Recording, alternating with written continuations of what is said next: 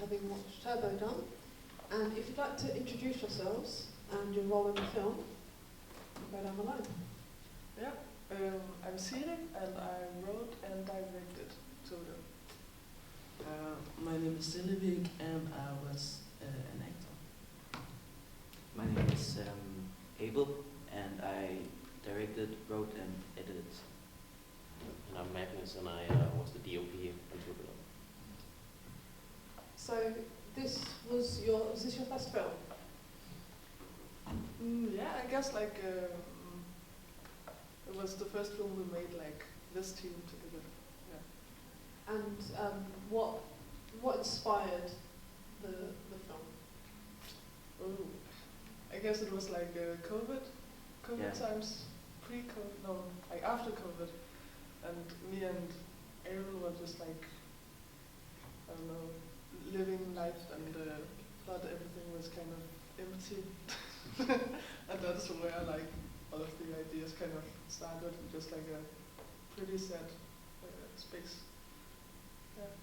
Yeah, I mean that does shine through. Yeah. So the title, what does it mean?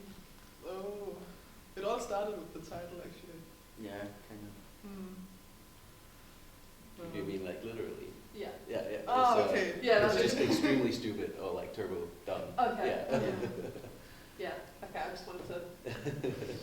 It's quite a experimental, I'd say. What happens to Wesley at the end?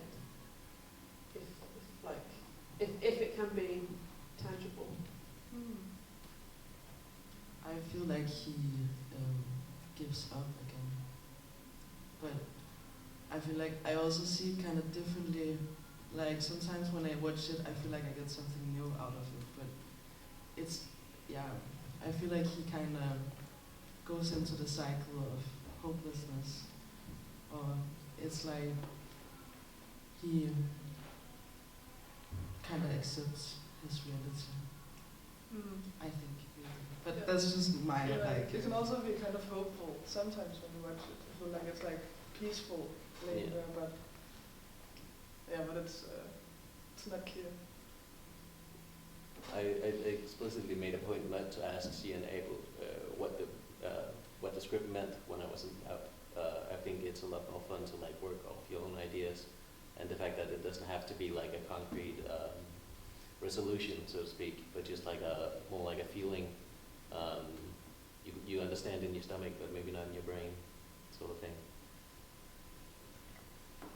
Yeah, one of our selections committee, they're very, very much homebody, and this is one of the films that spoke to them the most, because it wasn't the kind of film where you go out and there's no hookup culture, it's very recluse. And how was it capturing, I guess for you as an actor, how was it capturing that kind of lonely feeling? It was okay. The question is how it was to capture the lonely feeling. So how was it to be? How was it getting into character? I feel like it was in the first days it felt really uncomfortable, but then also like just trying to go into that uncomfortableness because it is supposed to be uncomfortable because that's how he's feeling. But I think, yeah, it felt really, it felt really uncomfortable. But it's also like, yeah, how it was supposed to be. And I think it's like, yeah, being in the city that it was filmed in also was like, yeah, it really added on to, trying to get the mood of the city, because I feel like that's also what the movie is like reflecting on, is like the culture and the way that people interact with each other and look at each other on the streets, and it's very, I just tried to pick up on all the depressing stuff. And I mean, I guess having to pick up on the depressive stuff, how was it like watching it again on screen? Like, how do you feel now? I feel kind of relieved in a way, or like, you know, it's a bit, I feel like it's nicer to watch it now, a couple of years after, because time passes and you grow and you like see stuff in a different way. I feel like just when it was made, it like the uncomfortableness and it was very like upfront, but as you grow and you develop, it's like you kind of can see it with more relief in your body. It's like this is like the past and it belongs to the past in a way. Yeah. Where was it shot? It was shot in Aarhus, in Denmark, the second largest city. Yeah. Was it shot during a lockdown, or No. because it was the streets, like any outside scenes were quite quiet? How did you manage? Yeah. It's like quite a small town, I guess. Yeah. Yeah, compared to London, definitely. You know, it was shot just like a normal, everyday, and we were just lucky there wasn't a lot of people there. Yeah, but it's also kind of like an industrial harbor area, so I mean, not that many people are there, like normally. I guess you chose your locations well. Did you have a big crew when filming? I don't remember how many we were, maybe like 16? Yeah, all in all, but I think like the daily crew was like 8-9 people, or like the core crew, so to speak. The people who were there all days and like made sure that everything was running smoothly. Yeah. And did you have any unexpected moments in set? Actually, like can I say? Yeah, the last scene was, we were supposed, we made like, or I didn't, but some person made like this figure, and Wesley was supposed to get eaten by seagulls, you know, the birds. So we put it out on the harbor, and we took a lot of dead fish and put it inside of the door, that you can also see in the last shot. And then we just sat there, and like it was fucking cold, and we just sat and waited for the seagulls to feast, but they just didn't come. And then we were like, this is so meta in a way, like this is how it's supposed to, because it's so like, you know, you expect something and then you do everything you can to get it, and then it doesn't come. And that's also like what Wesley is kind of going through. I feel like he's trying to follow the rules, and he's trying to, you know, do what they tell you to do to get better, and it doesn't work in a way. That's bizarre. I feel like whenever you want to see a girl, very bad. I mean, we definitely tried to create like unexpected moments in a lot of ways. Me and Sia and Abel didn't do a lot of planning when it came to like camera movements and stuff like that. We kind of just like did like run and gun most of the time. So we really had this like dynamic between the actors and the camera, just like trying stuff out and seeing what happens, and then you know you find like a nice moment and you're like, okay, we can do that again. We can work off this and stuff like that. So yeah, it was like there's a lot of like small unexpected moments that led to like different scenes or camera movement, stuff like that. Did you have any aesthetic inspirations? I know you didn't have a plan, but did you go in at least with a visual? Yeah, definitely. I watched the Pusher trilogy, the Danish Pusher trilogy as like homework. Those are like very also handheld movies depicting like the underground, the cultural underground in Denmark, so to speak. And how has it been received elsewhere? Pretty great, I think. I don't know. I feel like people who, in Aarhus at least, who haven't like seen that many short films before, have watched this one. Maybe it's kind of infiltrated with the art scene a bit as well. So it's like a kind of a new audience, and they received it really well. Yeah. That's good. Do we have any audience questions? Yep. The montage sequence when Wesley sort of descending back into the dish. How much? I mean, you talk about it being fluid.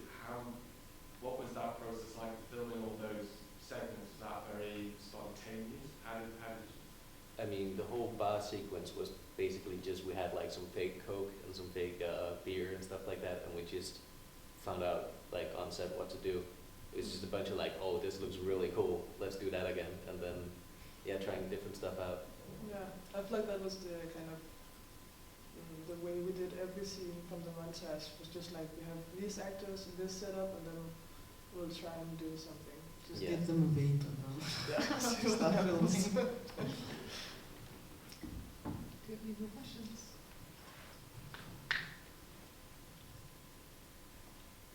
There's a hand. Is there a hand? So I'm blinded by the light, yeah? Yeah,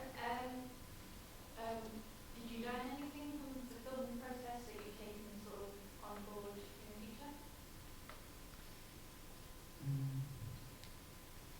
I guess patience in a way, because it took it long. It took, like, we filmed for a lot of days, like in a row, and it was very compacted, and we really had to like concentrate and like not lose it. We didn't lose it, so I think at least I learned something about having patience, I guess. Also when it's really cold and you have to put on lotion, you really need to find some place in yourself where you can just withstand like physical uncomfortableness. I feel like I got a lot of like confidence, this kind of strange idea we started with, and just telling it to everyone and like sharing it, and people were just like, yeah, okay, sounds fun, let's do it. Like this feeling that people like want to support your ideas, or that like even your strangest ideas can still be pretty good. That's nice. I bet you too. Is there anything you want? I think me and Sia and Abel, we really built like a connection. We've worked together on a music video before this, and we also knew like going in that we had like a shared aesthetic, and it was just really nice, just like working and feeling that that flow. So what I've learned basically is just that I really like working with Sia and Abel. So, the music, is that something that you had ready, or is that something that's composed for that scene? The bald man in the red shirt, I think, is a musician. Yeah, so he made the music. Oh, that's cool. And how did you all come to work together? So you have worked previously together on music video. How did you all come together for this one? I saw a post on social media Yeah. with this really like weird collage of like some cleaning material and I think some dead fish, and I was like, whoa. Yeah, and you sent us a really strange email. Yeah. Yeah, but we're all like friends, I guess. Yeah. From the same friend group. Yeah. And would you all work together? This might be a terrible question, but would you all work together again? Yes. Definitely. So someone says no, and then it's... I'm waking up, you guys. So, Yeah. It was a really good team. Yeah. And will your film be available elsewhere after the festival run? Yeah, it's on YouTube right now. Oh, that's amazing. And what are you all working on next? I don't know, I'm making art, so we'll see. Yeah, nothing like special planned. Yeah. Are you, what was like, did you mean Yeah, like, yeah, what are you all working on next? So, I'm putting out an album this year.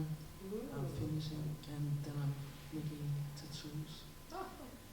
So that's what I got going on right now. But I would like to try to do more acting. I feel like it's fun, and I like the feeling of being like so many people and coming together and not really knowing like what the result is gonna be before like long after it's been filmed. I love like that feeling of dedication and like community. Can you say that? Like group workforce. Yeah. and how about you two? I'm just like making paintings right now, so no movies at the moment. Thank you. I'm not making any movies either, but we have been talking a bit about doing something in the future. I think we were all like kind of, we had, it's a whole process with two of them, and after finishing, we were just like done with movies for a while. But I think the energy is about to come back soon. I feel like we're all kind of ready to do something. I think you all absolutely should. Thank you. Thank you for coming. Can we get a round of applause, please?